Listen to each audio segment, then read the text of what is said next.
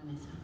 Mi nombre es Beatriz Carballeira, yo soy especialista en clínica médica, diplomada en humanización y jefa del área de cuidados humanizados del Hospital El Cruce, y tengo el honor de presentarles mis compañeros de mesa. A mi izquierda está María Susana Ciruzzi, ella es abogada, doctora y postdoctora de la UBA, además es magíster y diplomada y especialista en bioética, es docente consulta nacional e internacional y es especialista en derecho penal de nuestro país. Ella trabaja en el Comité de Bioética del Hospital Garrahan, escribió un libro que se denomina Decisiones ante el final de la vida, que por supuesto se los recomiendo porque da una claridad conceptual acerca de ese tema que a nosotros, profesionales de la salud, y ella viniendo desde el derecho, hace una traducción para nosotros necesaria, y ella va a hablar de las decisiones en el final de la vida. Mariano, que está a su lado, es licenciado en psicología, licenciado en enfermería, diplomado en humanización, trabaja en el área de cuidados humanizados del Hospital El Cruce y va a hablar de qué intervenciones no farmacológicas realizamos en cuidados humanizados. A mi derecha está Doris del Valle, ella es licenciada en obstetricia, es vicepresidenta del Colegio Obstétrico de Santiago del Estero y nos va a hablar del parto humanizado. Quien nos falta y se sumará prontamente es Marta Maruco. Ella es payamédica, es co-creadora del proyecto Enferpayasos, es diplomada en cuidados paliativos y licenciada en enfermería perinatal y nos va a hablar del humor como recurso humanizador. Bueno, espero haberlos presentado a todos correctamente y vamos a dar inicio con la primera charla en la cual voy a tratar de abordar el tema de los cuidados humanizados.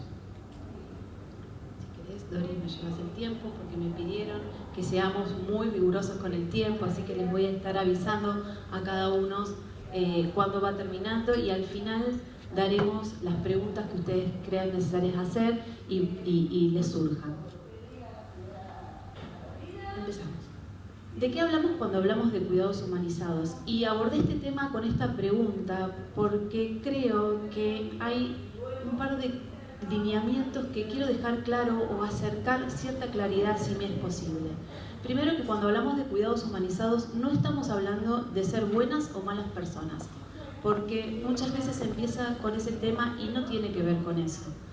Tampoco tiene que ver con trabajos individuales, sino lo que buscan los cuidados humanizados es poner en valor aquellos cuidados que son invisibles y dejar de lado tareas individuales para que sean parte de un modelo, ¿sí? Entonces, cuando hablamos de cuidados humanizados, hablamos de un modelo que orienta hacia la prestación de atención en salud humanizada a través del establecimiento de líneas estratégicas institucionales.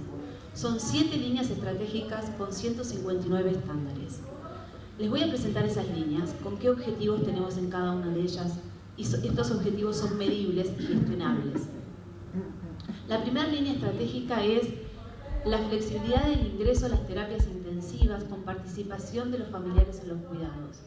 Esto se logra teniendo objetivos de sensibilizar a los profesionales para permitir el ingreso a las unidades de cuidados intensivos, derribando mitos que se traen culturalmente y acercando los beneficios que tienen permitir que los familiares ingresen a las terapias intensivas y participen activamente en los cuidados cuando de manera organizadas son preparados para eso y están en condiciones de realizarlo. Permitir la accesibilidad a la terapia intensiva significa flexibilizar horarios, número de personas que puedan entrar, que puedan ingresar también menores y, por qué no, mascotas. Todo esto con protocolos y con guías, videos y cartillas que den información necesaria, segura, a cada una de las personas que se acercan a la institución. También permitir el contacto, derribando barreras innecesarias que impiden el contacto entre los pacientes, las familias y los profesionales. Hablo de batas, camisolines y guantes cuando estos no están indicados. La presencia y participación en los procedimientos de cuidados de familiares. A medida que los pacientes transitan una enfermedad y están internados en los distintos niveles de complejidad, tanto terapia intensiva como cuidados intermedios, se puede permitir que participen en los cuidados de salud y aprendan esos cuidados para permitir una externación pronta y además garantizar que esos cuidados se sigan haciendo en el domicilio. sostener, ¿sí?, y dar soporte a las necesidades emocionales y psicológicas de la familia también. En cuidados humanizados hablamos de unidad terapéutica, hablamos de la unidad del paciente y su familia, necesaria e indispensable para la recuperación de la salud. La segunda línea estratégica de los cuidados humanizados es la comunicación, lograr una comunicación eficiente en el equipo a través de pases de sala, pases de guardia estandarizados, donde no se pierda comunicación muy importante para los pacientes, comunicación hacia la familia de forma interdisciplinaria, porque el profesional médico no es el único que tiene toda la información. Hay preguntas que deben ser respondidas por los enfermeros, por los kinesiólogos, por los trabajadores sociales, y permitir una comunicación interdisciplinaria despeja dudas, calma incertidumbres y mejora la satisfacción de las personas. La comunicación con el paciente, ¿sí? Pacientes que tienen problemas para comunicarse con nosotros por la enfermedad que están atravesando, y entonces hablamos de permitir una comunicación aumentativa, ¿sí?, permitiendo derribar barreras de afasias o motrices y permitiendo a través de tableros o dispositivos electrónicos permitir una comunicación con el paciente y el equipo de salud. La tercera línea estratégica es el bienestar del paciente, y cuando hablamos de bienestar del paciente desde los cuidados humanizados es el bienestar físico, psíquico, emocional, cultural, y para esto, que es la integralidad de la persona, buscamos un síntoma fundamental en los cuidados humanizados, es el dolor, ¿sí? El dolor y el delirio pasan a ser una bandera y un estándar de calidad en cuán cuidados humanizados tenemos en nuestras instituciones de salud. También el bienestar psicológico. Cuando hablamos de psicológico, no es que estamos hablando de poner un psicólogo por paciente, sino que estamos hablando de atender el sufrimiento, y eso lo podemos atender con distintas intervenciones farmacológicas y no farmacológicas, de las cuales algunas va a hablar Mariano hoy en esta disertación. También promocionar la autonomía del paciente a través de la movilización precoz, a través de otorgarle la privacidad y de poder darle las herramientas para que ese paciente tome la autonomía sobre sus decisiones y sobre su calidad de vida. También el bienestar ambiental y el descanso nocturno, tenerlo en cuenta mientras el paciente está transitando la internación. La cuarta línea estratégica es el cuidado de los profesionales, porque nadie puede cuidar si no es cuidado, y para esto tenemos que sensibilizar y educar sobre el síndrome de desgaste profesional, saber qué factores están asociados a este síndrome, cómo prevenirlo y de qué manera podemos promocionar el autocuidado de cada uno de los profesionales, teniendo en cuenta que el síndrome de desgaste depende de factores individuales, de factores del lugar de trabajo y de la institución. El síndrome post-terapia intensiva es otro de las líneas estratégicas, cómo prevenirlo, manejarlo y seguirlo en el tiempo, que es en el 30 al 50% de los pacientes que están internados en terapia intensiva tienen este déficit cognitivo, motor o físico, tanto ellos como su familia. La sexta línea es los cuidados al final de la vida, de la cual Susana, Susi, me permite decirle así, hoy nos va a hablar de eso, protocolizar los cuidados al final de la vida, tener en cuenta el control de los síntomas, el acompañamiento en esos momentos, las coberturas de las necesidades y preferencias individuales, el protocolo de adecuación del esfuerzo terapéutico en la institución y cómo tiene implicancia multidisciplinar. Ese protocolo no es decidido por una sola persona. Las comunidades están humanizadas y nos damos cuenta, dicen muchos autores en la bibliografía, de la forma que satisfacen las necesidades del final de la vida de cada uno de sus integrantes. La última línea es la infraestructura humanizada, que tiene en cuenta la privacidad, el confort, la orientación del paciente, pero también de los familiares y de los trabajadores en las áreas de cuidados y en las áreas de descanso. Permitir la distracción del paciente con determinadas áreas y habilitar espacios de jardines para los paseos que sanan. Y también estar adecuadamente señalizado y accesible.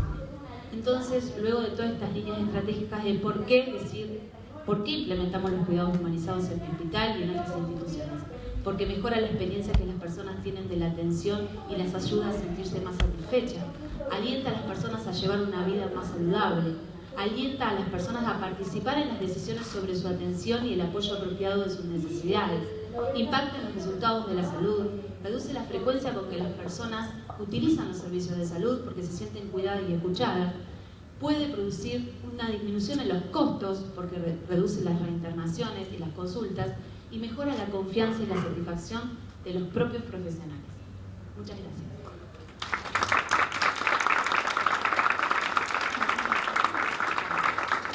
Estuve bien con el tiempo, así que bueno, doy el ejemplo y ahora sigamos así. Ahora le voy a dar el pase a Mariano.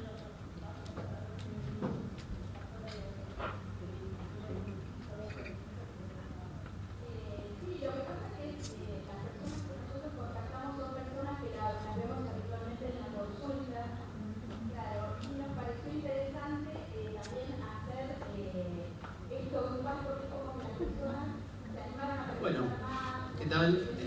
Soy licenciado Mariano Benítez, soy licenciado en enfermería y psicología.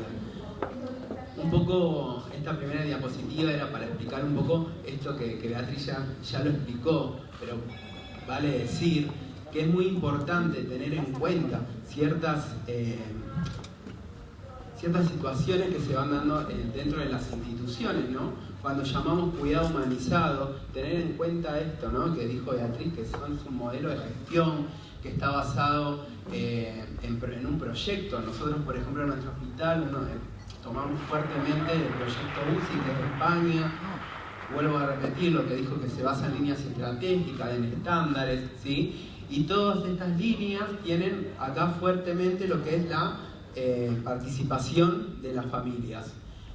Yo, como psicólogo, tomo el modelo sistémico familiar, donde se dice que la suma de las partes es el todo, ¿sí? Es imposible no trabajar con una persona y no tener en cuenta a su familia. Muchas veces nosotros nos vamos dando cuenta que en la participación de las familias hace la terapéutica más efectiva. Por eso es donde nosotros empezamos a poner la vista fuertemente desde nuestro trabajo del área de cuidados humanizados, donde decimos, bueno, vamos a hacer partícipe a todas las familias, ¿sí? Y no tomar solo al paciente distanciado de su sistema. Cuando esto sucede, ¿sí? Vamos viendo que las líneas y las acciones se van cumpliendo, dejando un gran número de efectividad en nuestras intervenciones. Yo voy a hacer específicamente foco en lo que son las intervenciones no farmacológicas, ¿sí? Que son aquellas intervenciones no químicas, teóricamente sustentadas, tienen sustento científico. No es que un día nos levantamos y dijimos, ¿qué tal si probamos esto? No, tiene sustento científico. Están focalizadas, son replicables, son realizadas sobre el paciente o el cuidador, tomando en cuenta esto que dijimos de las familias, y potencialmente son capaces de obtener un beneficio relevante. Una de las intervenciones que podemos tomar son el protocolo de visitas o el ingreso de menores, ¿sí? Acá vemos, por ejemplo, bueno, creo que la imagen ya lo dice todo, ¿no? Por ahí, una de las cosas que le podemos decir es que este protocolo fue diseñado justamente para no dejar afuera a los menores. Muchas personas, muchos pacientes sufren porque no pueden ver a sus hijos, a sus nietos. Entonces dijimos el por qué no, ¿sí? ¿Cuál es el motivo? Acá seguramente hay algunos colegas enfermeros donde vamos a hacer una mea culpa de esto. A veces las familias nos molestan, ¿sí? Decimos, no, los chicos no pueden pasar porque se estresan, porque se pueden impresionar y demás. La literatura, la bibliografía, dice todo lo contrario, que el chico se estresa justamente por no poder ver a su familiar. Esto favorece la comunicación con el niño, reduce la ansiedad, los sentimientos de abandono y el miedo a la muerte, se pueden expresar y compartir sentimientos, bueno, favorece el vínculo, que es algo que no debemos permitir, que se rompa el vínculo. Acá tenemos una foto, que obviamente todas las fotos están autorizadas, ¿sí? Ella es la nieta de una paciente donde previamente tenemos una entrevista. Sí, entrevistamos a un niño. A los chicos hay que hablarles, no hay que tener miedo, hay que romper con esa barrera. Y luego, fíjense, esto ya es después de unos días, como la niña pasa directamente, como si el hospital fuera parte suya. ¿Sí? Acá vemos esto. cómo se rompe esa ansiedad en el niño, cómo el niño puede atravesar esa barrera que nosotros en un primer tiempo pusimos, y ella ya lleva unos globitos felices a festejar el cumpleaños de su abuela. Previamente, siempre es importante tener la entrevista, ¿sí?, con profesionales. Después, la lactancia, ¿sí? Hay pacientes, acá tenemos un caso, ¿sí?, una paciente que estaba internada por mucho tiempo, fue madre, no pudo darle de lactar a su niño, no lo conocía porque había tenido un paro en el momento del parto, a lo cual nosotros, mediante un protocolo, el protocolo de lactancia, pudimos fortalecer el vínculo afectivo entre ellos. Esta paciente, la recuperación rápida, Beatriz no me deja mentir, que tuvo, ¿sí?, es impresionante. Esta paciente, de estar triste, de estar con ansiedad, con un cuadro, estaba entrando en un cuadro de depresión. Luego de darle lactar a su niño, esta paciente a los 5 días se fue de alta. Y tenemos las intervenciones musicales, ¿sí?, que es un fuerte nuestro también, donde acá está mi compañero presente, Neri. Estas intervenciones, ¿sí?, las trabajamos mediante las distintas esferas del individuo. Trabajo lo emocional, lo social, lo físico y lo cognitivo. O sea, poner música, ¿sí?, no es solamente apretar un reproductor. Todo lo que le pasa al paciente, todo lo que le pasa a las familias que intervienen, es fantástico de ver, y cómo ello también potencia la terapéutica nuestra. Se trabaja también a partir de la escucha y de la observación, se tiene en cuenta que las personas es capaz de expresar y manifestar. Se le pregunta a las personas qué tipo de música te gusta, ¿sí? Acá mi compañero que es músico va buscando los acordes para poder reproducirlo. Y a través de estas experiencias musicales significativas se puede alcanzar un mayor bienestar. Esto está comprobado. ¿Dónde realizamos música? Se realiza música en vivo en las salas de espera, mientras los pacientes y sus familiares esperan quizás para un turno o para una internación. También se realiza música en vivo en las salas de internación, en las salas de nuestro hospital, al paciente, ¿sí? Se realiza música en los patios durante los paseos. Acá tenemos, por ejemplo, algunas imágenes donde se realizan intervenciones musicales con auriculares en terapia intensiva. Este es un protocolo que tenemos donde primero le preguntamos a la persona qué música escucha, tomamos los signos vitales y tomamos una escala del dolor y de ansiedad. Y luego de estar expuesto a 30 minutos, a 15 minutos previamente, vamos viendo cómo los signos vitales van variando siempre favorablemente, llegando a parámetros casi de normalidad, ¿no?, entre comillas siempre. Marian, un minuto. Acá tenía unos videos donde les iba a mostrar un poco cuáles eran las intervenciones que se hacían. Luego tenemos la realidad virtual, donde podemos llevar a los pacientes, ¿sí?, mediante la utilización de estos lentes a lugares que, por ejemplo, ellos no pueden acceder. Vamos a poner un ejemplo. Una persona que lamentablemente estaba por fallecer y quería pasar sus días en el mar. No es el caso de la paciente. Pero nosotros, mediante esto y mediante el uso de la imaginería, pudimos realizar que esta paciente pueda sentirse por un tiempo que estaba en el mar. La satisfacción que tuvo ese paciente y su familia es fabulosa. También hacemos mindfulness, ¿sí?, que es un tipo de terapia de tercera generación, donde tratamos de bajar la ansiedad mediante llevarlos al paciente a lo que es el momento presente.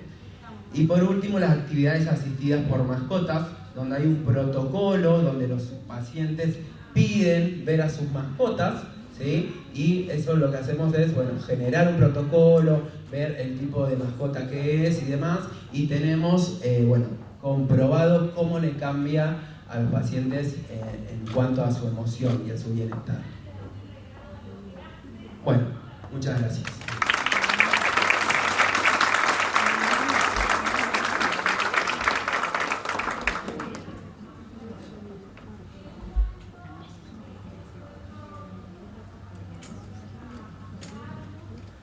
Bueno, buenas tardes a todos. Ahora viene el mal ejemplo, porque digamos, no se puede pretender que un abogado dé un buen ejemplo, sería contradictorio en sus términos. Así que bueno, es un placer para mí estar acá. Obviamente que no voy a presentar todo lo que Bea dijo que iba a decir sobre el final de la vida, porque en 7 minutos es imposible. Pero bueno, la siguiente, por favor. Para empezar, quiero empezar con esta cita de Quino. Se debería empezar muriendo y así ese trauma quedaría superado. Luego te despiertas en un hogar de ancianos mejorando día a día. Después te echan de la residencia porque estás bien y lo primero que haces es cobrar tu pensión. Luego en tu primer día de trabajo te dan un reloj de oro, trabajas 40 años hasta que seas bastante joven como para disfrutar del retiro de la vida laboral. Entonces vas de fiesta en fiesta, bebés, practicas el sexo, no tenés problemas graves y te preparás para empezar a estudiar. Luego empezás el cole, jugando con tus amigos sin ningún tipo de obligación hasta que seas bebé. Y los últimos 9 meses te pasas flotando tranquilo, con calefacción central, room service, etc. Y al final abandonas este mundo en un orgasmo. Quizás de esta manera nos empecemos a animar a hablar de la muerte. Sí, si lo vemos con esta mirada. Vamos a la siguiente, por favor. Y la idea es proponer un pasaje, ¿sí? Del arte de curar pasar al arte de cuidar. Recordar de formación profesional, etimológicamente médico viene del griego, medeos, que significa el que cuida, no el que cura. Esto quiere decir que el primer rol que el médico se suponía que tenía que desempeñar era el rol del cuidado. Vamos a la siguiente. Y hay un artículo que salió en el British Medical Journal, si mal no recuerdo, que se titula "Y al final murió".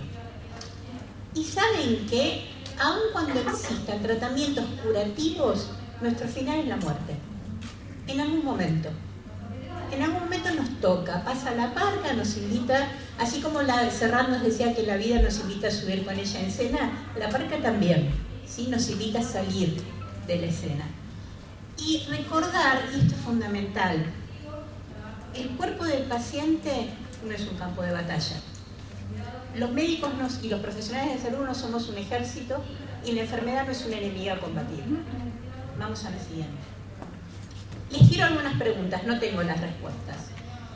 ¿Continuamos de la misma manera y esperamos a que se recupere? ¿Esperamos que Dios intervenga con un milagro? Hay toda una abundante literatura de cómo trabajar con el milagro como aliado, aun para aquellos, como en mi caso, que somos ateos. ¿Permitir la muerte natural? ¿Cambiamos al cuidado de confort? ¿Hacemos ambos? ¿Qué desearía el paciente? Estoy hablando siempre de un niño, ¿sí? Porque yo trabajo con niños. ¿Qué desea la familia? ¿Qué es lo correcto?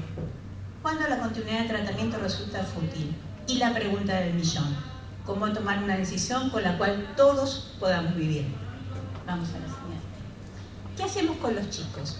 Hay una gran contradicción en la ley, entre tantas otras, por la cual el Código Civil le reconoce al niño algo que desde la bioética venimos aplicando hace muchísimo tiempo, que es la doctrina del menor maduro, autonomía progresiva, pero le prohíbe hacer directivas médicas anticipadas. Le prohíbe hacer un documento por el cual anticipadamente decide cómo quiere enfrentar su enfermedad y cómo quiere morir.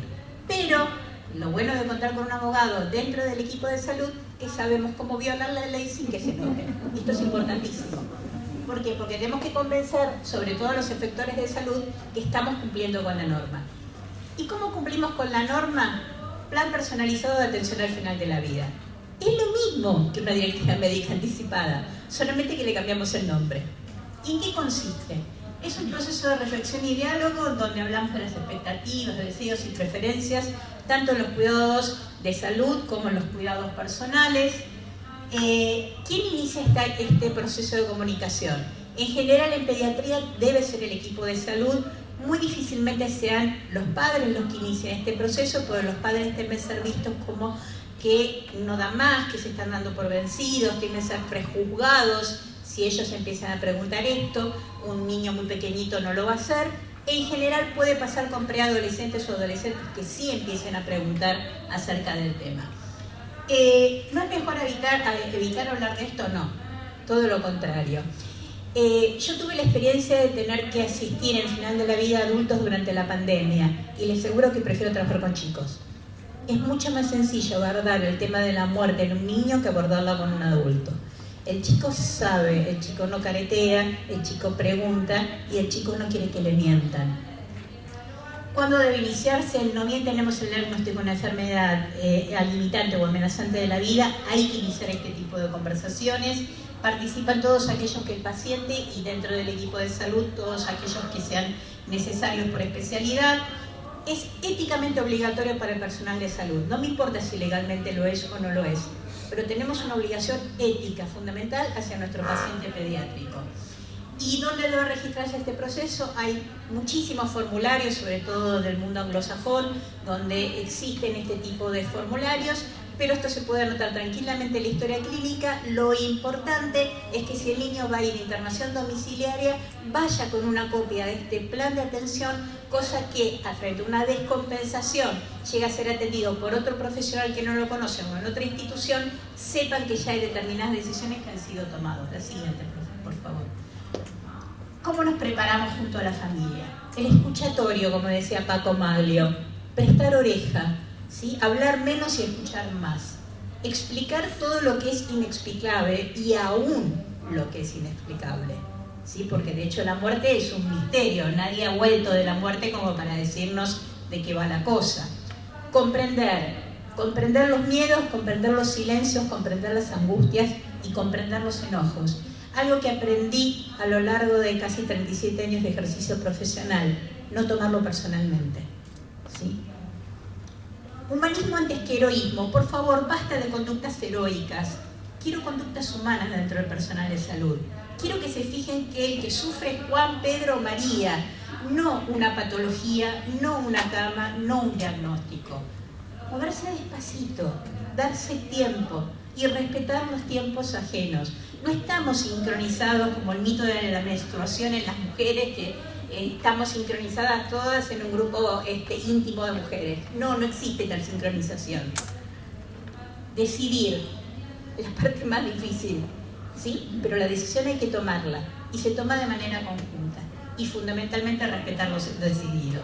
La siguiente, por favor. Aprendí a mirar cuando no quiero ver. Aprendí a quedarme cuando quiero salir corriendo y aprendí que el preludio de la compasión es ser testigos. Los profesionales de la salud somos testigos. Testigos de una vida y testigos de una muerte. Testigos de un cuerpo que sufre, testigos de una sed de hambre, sed de piel, testigos de cómo esa vida se va apagando. Por lo tanto, honremos esto que es un privilegio. Seguimos la siguiente. Y para terminar, no creo en seguir adelante y encontrar un cierre. Este lenguaje destila la complejidad desordenada del duelo en fragmentos de sonido ordenados y pide a las personas que dejen algo atrás, lo entierren o lo guarden bajo llave.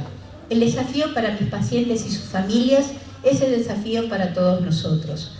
¿Podemos, en cambio, seguir juntos con el duelo? ¿Podemos encontrar una manera de integrar la pérdida en la vida, de llevarla con nosotros? ¿Podemos sentir la tragedia juntos, sin una línea artificial entre aquellos que están listos para seguir adelante y aquellos que no ven una salida? Muchas gracias.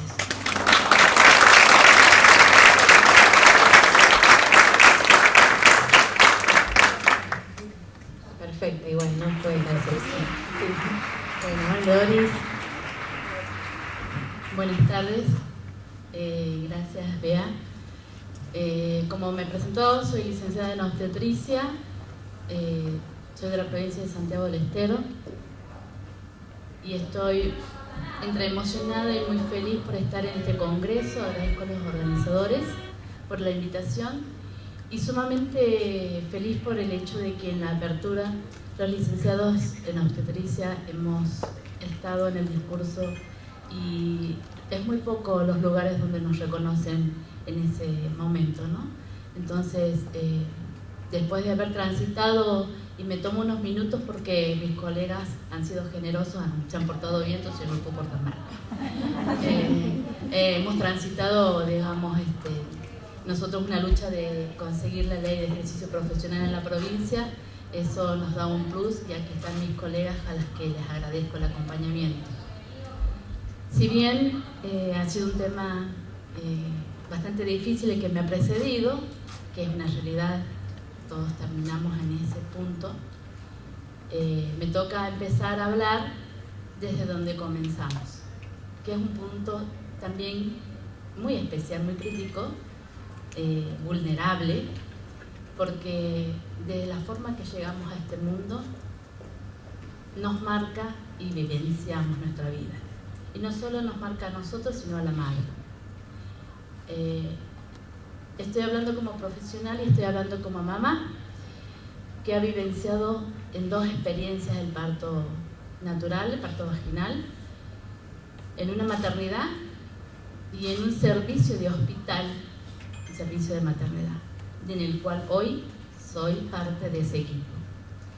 O sea, para hablar del tema tenía mucha tela que recortar porque me decían 10 minutos, 7 minutos, 6 minutos. Entonces, bueno, vamos a comenzar, digamos. Si bien los nacimientos son este punto inicial de la vida, durante mucho tiempo han sido vivenciados en el hogar, en el seno de la familia, en la casa, con parteras empíricas, con mujeres preparadas por la experiencia, pero con un entorno donde no estaba la asistencia ante la urgencia. Eso ha generado, por eso un punto de la historia, ha generado trasladarnos al otro punto de la historia, que es tratar de que ninguna muerte, ningún proceso que no lleve a beneficio de ese parto en domicilio se vuelva a reiterar, y institucionalizamos el parto. Y ese parto que era del domicilio, que era de la mamá, que era de la familia, pasó a ser del hospital, de la maternidad, del médico, del equipo de salud, y la mujer quedó un poco anulada. Por suerte la vida transcurre, el tiempo transcurre, las experiencias nos dan más conocimientos, y por allá en 1985, en Fortaleza, Brasil, la Organización Mundial de la Salud declara que el parto no es una enfermedad, y a partir de ahí surgen estudios, tratamientos, consensos y demás acciones para lograr que este parto humanizado, que debería ampliar lo que es humanizado, pero ya aquí ha dado una cátedra mi compañera, así que no voy a detenerme ahí. Esto hace que se declare la 3ª semana de mayo como la Semana Internacional del Parto Respetado. Justamente este año el lema de esa semana ha sido: cuidar de los nacimientos es cuidar de la familia. Más años más tarde surge lo que sería estudios y declaratorias en el 2012 de que las maternidades tienen que ser seguras, centradas en la familia. Poco después, la ley 25.929, la ley del parto respetado, que seguramente todos tenemos conocimiento o alguna vez lo hemos escuchado. Enmarca los derechos que tienen la madre, la familia y el niño por nacer en ese momento que es, para mí, un momento, digamos, importantísimo como profesional, pero también porque veo a la mamá, veo a la familia y veo que está llegando vida, ¿sí? Y somos testigos de esa vida.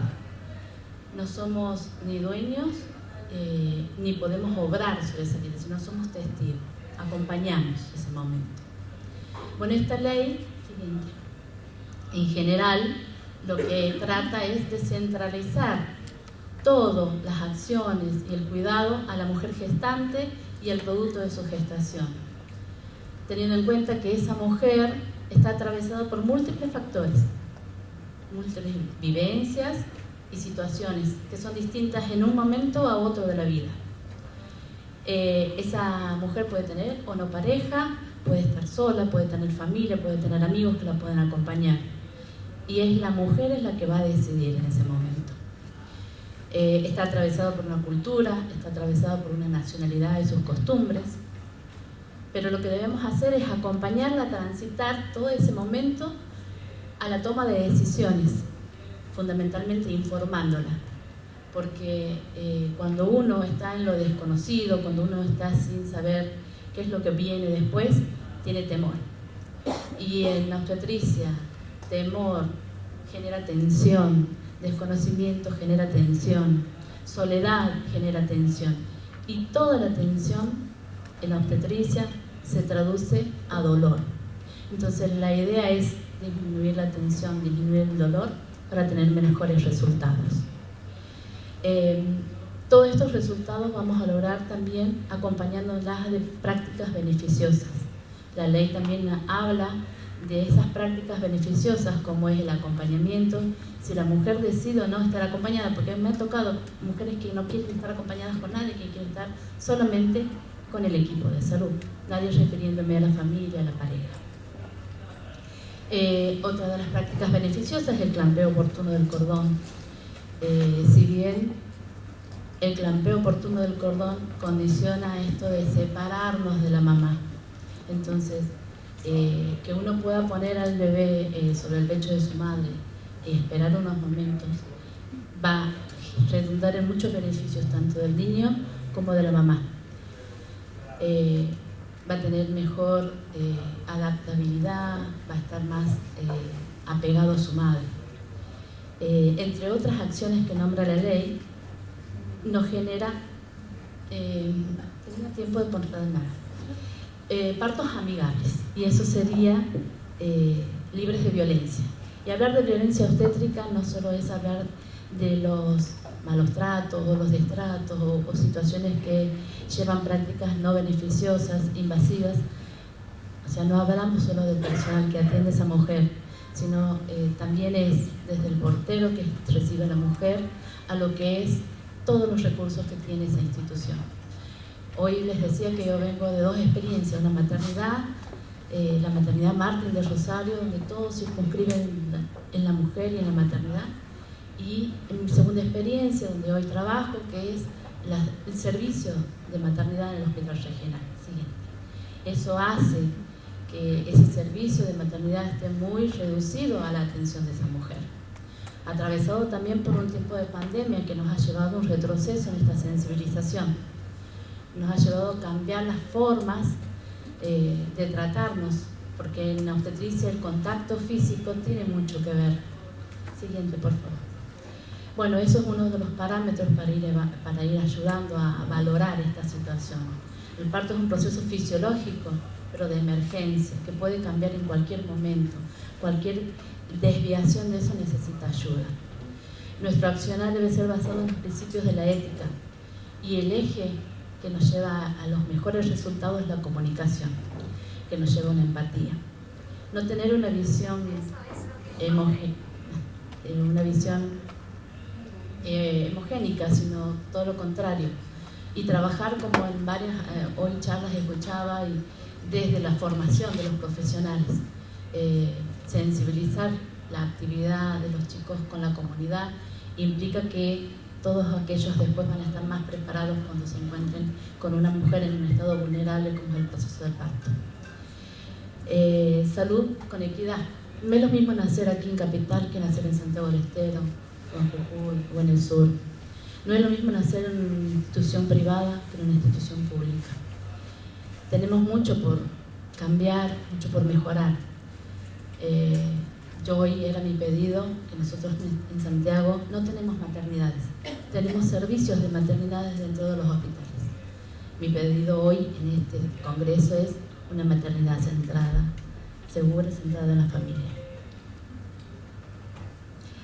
Atenciones humanizadas, mejoran nacimientos, mejoran el futuro. Gracias.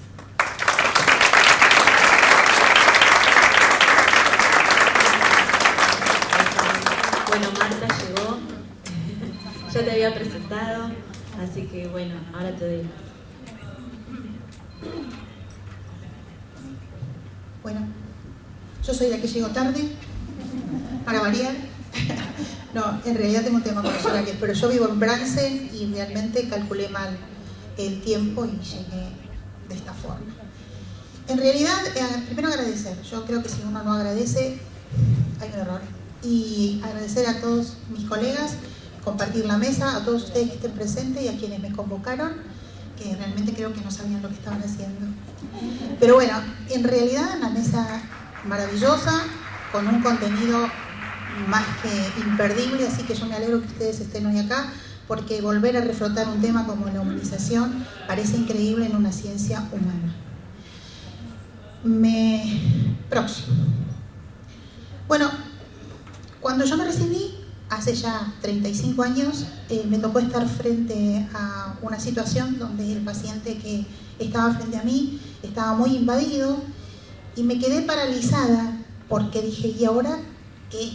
Y mi colega me dijo, prepárate, Marta, porque estamos ante un montón de tecnología, pero nos estamos alejando de la parte humana. Y yo la verdad me quedé asombrada, dije, no puede ser. Y con el tiempo realmente lo comprobé. Nosotros nos formamos, y esta charla está enfocada en nuestra formación, nos formamos con protocolos, con algoritmos, con intervenciones complejas, cantidad de aparatología nueva que ingresa, que hay que aprender, cada vez es mayor la exigencia y nos exige mayor capacitación. Entonces en realidad nos estamos encontrando, como dijo la doctora, quizás hasta en un campo de batalla, pero para ser mejores profesionales realmente. Seguimos.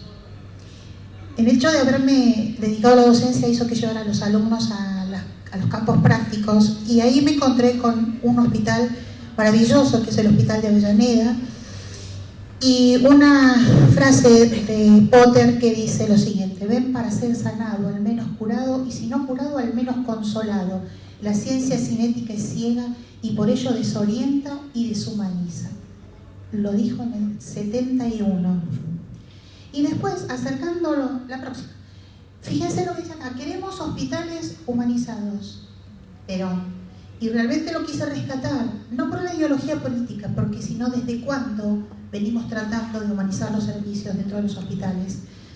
Sinceramente, cuando nos vamos formando, nos formamos a través de toda la bibliografía y todo el contenido orgánico, tejidos, sistemas biológicos, y realmente a veces muy poco, a través de las cátedras y según los docentes, se empieza a hablar del individuo en su totalidad, en su forma holística. La próxima. Ya sabemos los efectos del humor, porque creo que todos hemos experimentado un rato de mucha risa, de buen humor, de optimismo y todo lo que eso significa para nosotros, ¿verdad? Así que esta la paso. Pero me quedo con esto. Cuando empecé a investigar, resulta ser que este señor, que estuvo en la guerra como corresponsal, se le detecta una enfermedad que es la espondilitis anquilosante, y él pidió por favor que le diera un espacio dentro del hospital donde solo quería ver películas cómicas, Buster Keaton, Charles Chaplin, Los Tres Chiflados, y él llegó a mostrar a todos los médicos que durante 10 minutos de risa pasaba 2 horas sin dolor, ¿verdad? Él escribió un libro, uno de los tantos, Anatomía de una enfermedad y la voluntad de vivir, y en eso hace hincapié diciendo que todas las fuerzas positivas, el amor, la esperanza, la fe, la voluntad de vivir, la determinación, el propósito, la festividad y la risa, son poderosos antagonistas de la depresión y la enfermedad. Y hoy tenemos un término que me hace acordar mucho a una película que me gustaba cuando chica, que decía supercalifragilístico espialidoso, y había que decirlo rápido, ¿se acuerdan? Bueno, ahora está la psicoinmunoneuroendocrinología, que lo está comprobando, y eso me pone feliz. Dale, la próxima. Este señor es un periodista que escribió un libro que se llama Han, y dice que las personas que ven películas divertidas tienen una mayor tolerancia al dolor. El sentido del humor está estrechamente relacionado con la inteligencia y la capacidad de resolución de problemas. Un gran estudio internacional encontró que el animal más divertido es el pato, y los mismos químicos que nos dan placer durante el humor son activados por las drogas y el chocolate. Bueno. Seguimos. Bien, entonces hay alguien que yo admiro. Cuando lo descubrí fue a través de un curso de, digamos así, de payaso de hospital, que es Patch. Y Patch Adams, este médico que se atrevió a enfrentar toda la hegemonía médica y que rompió con un montón de estructuras, justamente nos sigue diciendo que el sentido del humor te muestra tal como sos y saca lo mejor de vos. No se relaciona con hacer reír, ¿verdad?, sino con una forma de ver diferente la vida. Ve ese lado positivo, la parte del optimismo. Y tiene sentido del humor. Tener sentido del humor significa atreverse a reírse de uno mismo. Reírse, no burlarse de sus errores y, por supuesto, reírse con los demás. Dale. Y entonces el humor es cosa seria. Sí, realmente. Sin duda el humor es una herramienta clave que si la sabes usar de manera adecuada te puede ayudar muchísimo, no solo a nivel personal, sino también a nivel corporativo, ya que te hace ser un profesional mucho más resiliente. Palabra que también empezamos a usar todos dándonos cuenta que todos somos grandes resilientes. Ser serio no significa necesariamente ser profesional, atención, sino como tener sentido del humor, no necesariamente es ser poco o nulo profesional. Yo recuerdo en más de una oportunidad escuchar a algún que otro docente decirle, a ver, ¿qué le causa gracia? Y otra que decirte, así no, usted tiene que portarse de esta forma, porque así no. Fui bastante rebelde durante mi formación, pobres mis docentes. Seguimos. Y entonces encontré que se puede aprender, ¿sí? Que hay una pedagogía del buen humor, hay gente trabajando en eso. Entonces se puede aprender a tener buen humor, genial. ¿Y cómo? A través de diferentes formas. Alguien que te puede enseñar a ser optimista es un niño. Algo que nosotros dejamos de ser niños porque nos convertimos en profesionales serios, destacados. Atención que esta pedagogía del buen humor se basa en la neurociencia, en bases pedagógicas y lúdicas. ¿Cuánto hace que no jugamos? Por favor, terapéuticos, psicológicos, estéticos. No hay nada más que ver un chico, un niño, y darte cuenta de lo que fuiste y lo que te seguís perdiendo. Dale. Bueno, acá un señor muy serio que dice que el humor es nuestra manera de resolver el conflicto interior y la ansiedad. ¡Wow! Y siguiendo con esto, hay otras frases, pero las pasamos, si no, no nos vamos más. La anterior, así lo tocó a Goodman. Dice Joel Goodman, que escribió un libro, ¿sí? El humor influye en la salud y que este no tiene que ver con los chistes, sino es más bien una actitud, una forma extrovertida y un modo más liviano y posible de afrontar la realidad. Es cierto. Bien, la próxima. Bueno, aquí tenemos, paso por ahí a la última, de Pilar Sordo, que dice, extrañamente las personas de mal humor empezaron a ser vistas como inteligentes, maduras, creíbles, sólidas, cultas y generan sensación de compasión, porque suponemos que tienen problemas importantes. Pero el positivo, que es un personaje livianito, de poco contenido y con pajaritos en la cabeza, es un ser inmaduro. ¡Oh, por Dios! ¿En serio? Bueno, vamos. Solo esto. Qué bien nos hace contarle a los alumnos, a quienes tengamos a cargo, historias nuestras. ¿Cómo las resolvimos? Que pasamos por situaciones difíciles y cómo las resolvimos. Esto de contar historias, storytelling, bueno, lo que nos hace es capta la atención de quien nos está escuchando, educa, entretiene, hace que lo recuerde, ¿sí? Hace que se compartan estas historias y además te hacen diferente.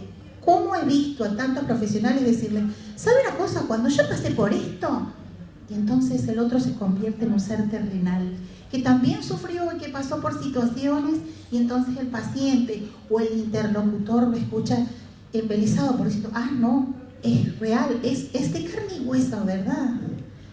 Una más, a ver. Bueno, solo que Ana María Fernández Poncela, que yo cito un poco su trabajo, habla justamente de enseñar dentro de lo que son los claustros de formación con humor, ¿verdad? El humor, entonces, dice ella, fomenta la participación, crea mayores condiciones de igualdad al sentir la clase más humana. Más humana. Próxima. Bueno, nada, estamos siempre al borde del síndrome de desgaste y yo quise remarcar que con tantas presiones, tanto trabajo y todo lo demás, en realidad el tema del humor nos ayuda. Pero nos ayuda también transmitiendo a los pacientes, porque si vos estás bien, va a estar todo tu entorno bien, eso es indudable, transmitiendo a los pacientes optimismo, esperanza, alegría, ternura y mejorando también nuestro lugar de trabajo. Esto es un punto aparte. humor negro. Vamos. ¿Cómo que no? Sí. Y más de una vez te dice, no tendría que estar riendo de esto. Pero me río. Bueno, solamente esto. Dice, 2 cazadores de Nueva Jersey caminan por un bosque cuando uno de ellos se desploma, da la impresión de que no respira, tiene los ojos vidriosos, el otro escoge el teléfono, llama al servicio de emergencia, dice con voz entrecortada, creo que mi amigo está muerto, ¿qué debo hacer? El operador le contesta, cálmese, le ayudaré. En primer lugar, asegúrese de que está muerto. Hay un silencio y a continuación se oyó un disparo. De nuevo al teléfono, el cazador dice, muy bien, ¿y ahora qué? Seguimos. Señores, sí. Oh. Bueno, en realidad son pequeñas cosas, pero ¿quién no ha visto House? Y ese humor hilarante, ácido, muy irónico y que realmente nos ha hecho repensar en un montón de cosas. Todos quisiéramos tener un House cerca, ¿verdad? Bueno, y algunas de estas placas que quien esté interesado me escribe y yo se le paso el power, ningún problema. Seguimos, otro de humor negro, pero bueno, ya está. Y estos grandes maestros, los grandes maestros de las humanidades. Paco Maglio, que lo nombró usted, doctora Silusi, fue un placer escucharlo. Lo escuché durante mi época de formación y dije, Dios mío, se presten orejas, que lo usaba mi docente en su momento cuando veíamos psiquiatría. Y el doctor, obviamente, Favaloro. Y 2 personas que en enfermería para nosotros tienen que ser referentes también, Jim Watson y todo lo que significa ese cuidado humanizado, ese cuidado holístico del que nos habla ella, y por supuesto mi querida, muy amada licenciada Begoña Carbelo de España, que ha escrito un libro de cómo manejar el humor en las clases. Una genia. Dale. Bueno, los buenos cómicos no solo hacen reír, sino que hacen sonreír, hacen pensar, ayudan a mirar las cosas de otra manera, remueven algún sentimiento paradójicamente, y un buen cómico como Charles Chaplin, por ejemplo, puede llegar a arrancar incluso una lágrima. Y por último, un adulto creativo es un niño que ha sobrevivido. Vamos, no crezcas, es una trampa. Nada más. Muchísimas gracias.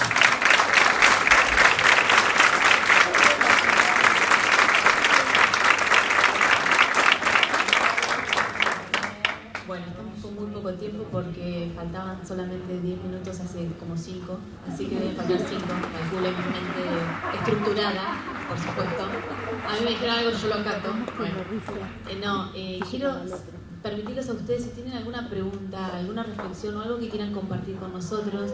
Tratamos un poco de tocar puntos fundamentales en los cuidados humanizados y ver que los cuidados humanizados no son prácticas individuales y poco objetivables, sino tratar de transmitir que cada uno de nosotros de lo que hablamos es algo que cada uno de nosotros hace diariamente. Creo que por eso estamos acá. Y bueno, ¿alguien quiere hacer alguna pregunta?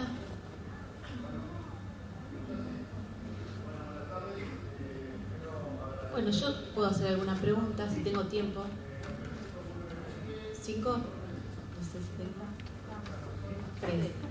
No, bueno, casi nada, pero a lo mejor preguntarle a Susana un poco conceptualmente nada más. Cuando estamos con los niños al final de la vida, hay una edad, ¿no?, en la cual se los puede escuchar directamente, ¿verdad? ¿O eso qué nos dice la ley? Como diría yo siempre, la ley es lo último que me importa. ¿Qué es lo que dice la experiencia? ¿Qué es lo que dice la humanidad? Al niño hay que escucharlo siempre, independientemente de la edad. Los parámetros que fija el Código Civil son justamente parámetros meramente indicativos, no son prescriptivos.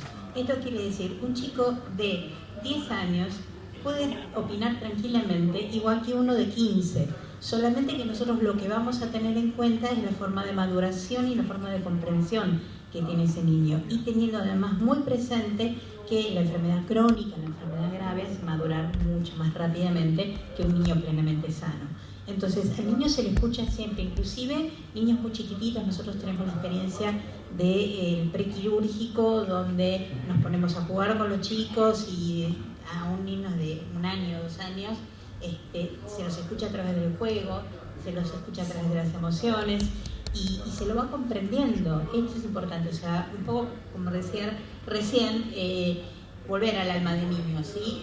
A veces el alma de adulto no nos permite comprender cosas tan sencillas como es la decisión de un niño.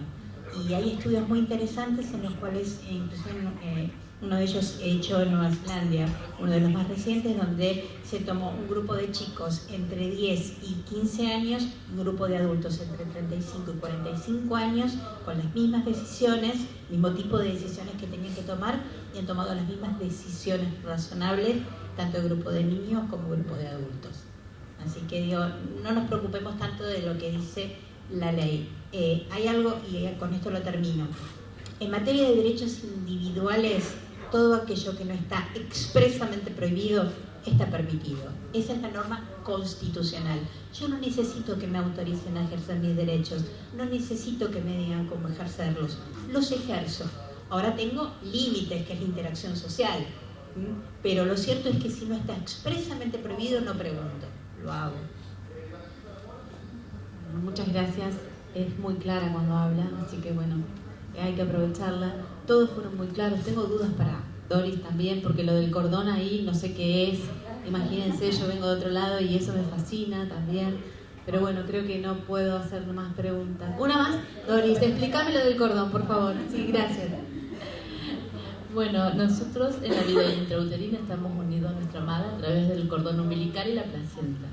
Cuando el niño nace, para romper ese vínculo, para cortar ese vínculo, se lo hace a través de justamente el corte de cordón umbilical. Ese vínculo se retoma nuevamente cuando ese niño empieza la lactancia, el apego a su madre.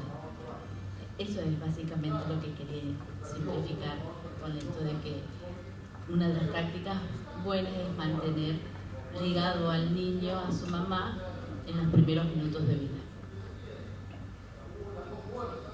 Muchas gracias a todos por estar acá. Les agradezco.